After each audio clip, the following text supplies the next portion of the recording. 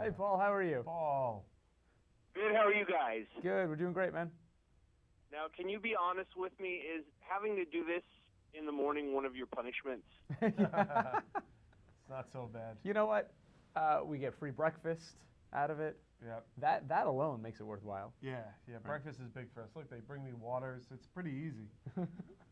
Well, I've talked to Murr before, and I think maybe you already know that, so maybe you tricked the other guys into thinking it was a punishment? No? No trickery. We just are excited to be talking to you. Okay, well, I'm excited to be talking to you, too, and I wanted to know what different configurations and how do the pairings work for you guys in figuring out some of the stuff that you're going to do and who works best for which bits, kind of how you choreograph the whole thing in terms of who gets to do what. Well, we each take a turn at every challenge, right? And sometimes we, because the episode needs to be cut down to 22 minutes, sometimes we'll cut challenges into Joker versus Joker challenges to squeeze it all into one episode. And then the punishments, it's interesting how we come up with who has to compete in that punishment. I think we all kind of zero in, like we'll sit around and say, okay, we need to come up with something for Sal, so the three of us will sit around and strategize and brainstorm things that will really mess with him well, and then we secretly plan it behind his back. And then you guys do that to me, and we do it to you. And there's a lot of collusion going on in the show. A lot of skullduggery afoot. You just used two of my favorite words ever, by the way. Skullduggery and a foot in one sentence. See, Paul, it's not all bad. Has that sentence ever been said in the history of ever? There's a lot of skullduggery afoot. I hope so. I don't want to live in a world where that's not said at least once a day somewhere. I haven't heard it. Well, I want to know is talking to you guys on the phone, and I know that your fans love to try and do some of this stuff for themselves and kind of see what they can do. Are there any good phone gags left in this digital age that you can share with us? That maybe phone gags? Right? Yeah.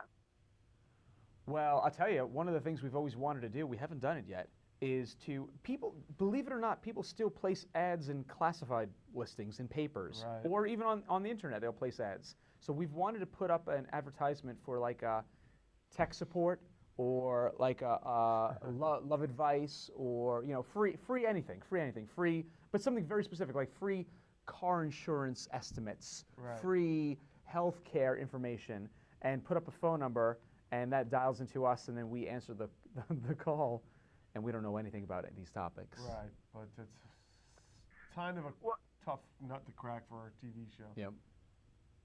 Now, I want to know, in talking about some of the fans trying some of this stuff I think would be impossible to try, which is the fun of watching you guys do it. And I'm wondering, this upcoming spat of episodes, what do you think your guys' most dangerous or challenging things have been for you each personally? And I mean, have you felt threatened in terms of your life in the last couple of episodes? I mean, do we see any really, really tense moments happen for you guys? Oh, we do. Does throwing him out of an airplane count? Because he definitely felt threatened and frightened in that moment. I can tell you. I was a crying baby. I was a crying grown baby. I was a crying 37-year-old grown baby on national television. I was a crying, miserable, lame 37-year-old grown baby. Yeah. Well, two questions. Had you done that before, and did you have somebody tandem on your back when you did it? There was a tandem gentleman on my back. And no, I had never done it before, and all my life I've said I will never do it because, look, Paul, no one knows what comes after this life. We all hope. Various religions have their theories. We all hope there's something more. If there's not, why the heck would we put our life in jeopardy willingly? That's just silly. So, no, I've never wanted to do it my entire life, and these a-holes made me do it. Well, that brings up an interesting question, is how well do you know the guy on your back if that's the last thing that you ever see is the ground coming at your face and this guy that's on your back? Nothing. We hadn't gone out to dinner first. we hadn't had more than a 5-minute conversation. And I directly asked him, I said, I forget what his name was, like Chris or something. I said, Chris, let me ask you a question. Like in the movies, if I get separated from you, he's got the chute on his back. I don't, right? I'm just connected to him via hooks and nylon. right? So I said to him, if I get separated from you, are you going to do what they do in the movies and dive fast toward me, wrap your arms around me, pull the chute, and we float down safely? And he goes, no. He goes, you're going to die. I said, why? He goes, because the first rule of skydiving is you save yourself. I was like, it is. What the hell, man? It's the first rule of life, man. Is it? Save yourself. That just sounds. Why would he even tell you that when he could just tell you that he doesn't. He's not supposed to. He said it. He said it because that's what they all secretly know, and they don't tell people. Oh, it's gonna be fine. It's gonna be fine. Oh, you'll see your grandma later. Don't worry, she's fine. No. That's horrible. And now you're revealing the secrets of this whole operation.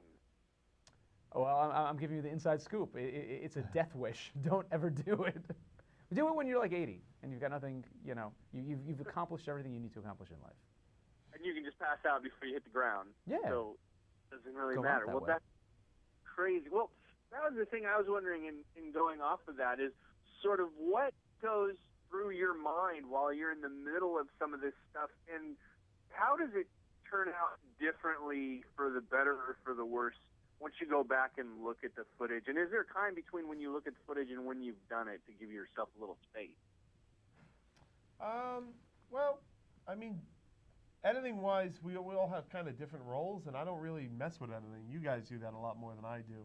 So for me, it's like I usually forget we even shot a challenge, and then weeks later, Joe will send me a link, or Murr will send me a link, and I'll be like, hey, what do you think of this cut? And sometimes I won't even watch them because I just... I just trust them. They've been doing it for years with us. We're part of a comedy troupe called the Tenderloins. We've been shooting these videos, these little sketches for years and years and years. I think we've something like 42 of them, and these guys have always edited it. So now, because we have a TV show, I'm not going to mess with the formula by going in there and trying to edit. Not me. No. You'll play Xbox instead. I will play Xbox and relax while they edit. So, it's a real balancing of responsibilities.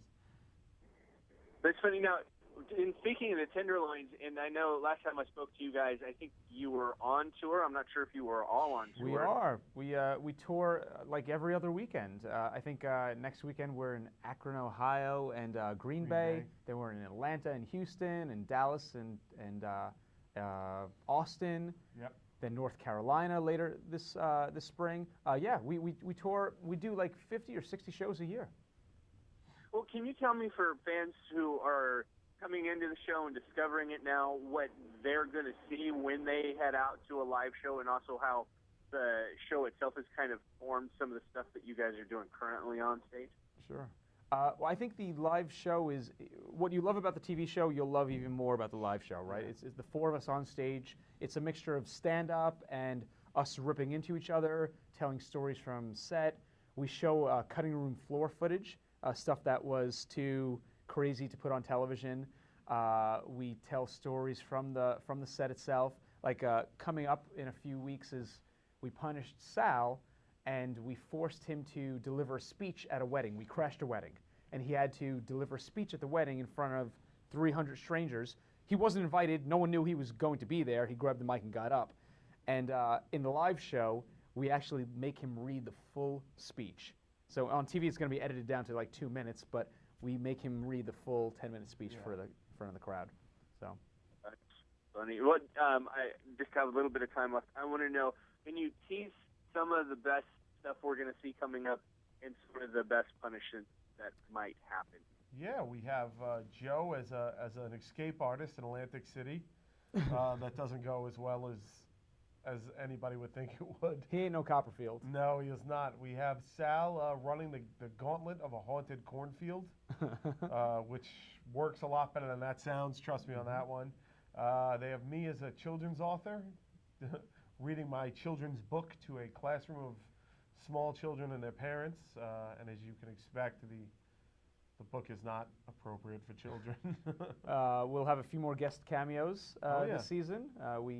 We have Joey Fatone working in Carnegie Deli with us when we were working as waiters there, and some more surprises to come. And last question, you brought up the cameos.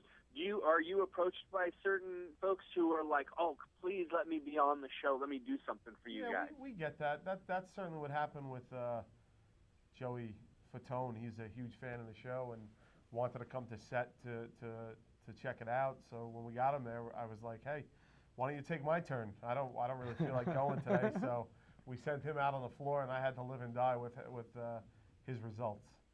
So it's good. Okay, well, hey, thanks, guys. It was awesome getting to chat with you this morning. Looking forward to this new season.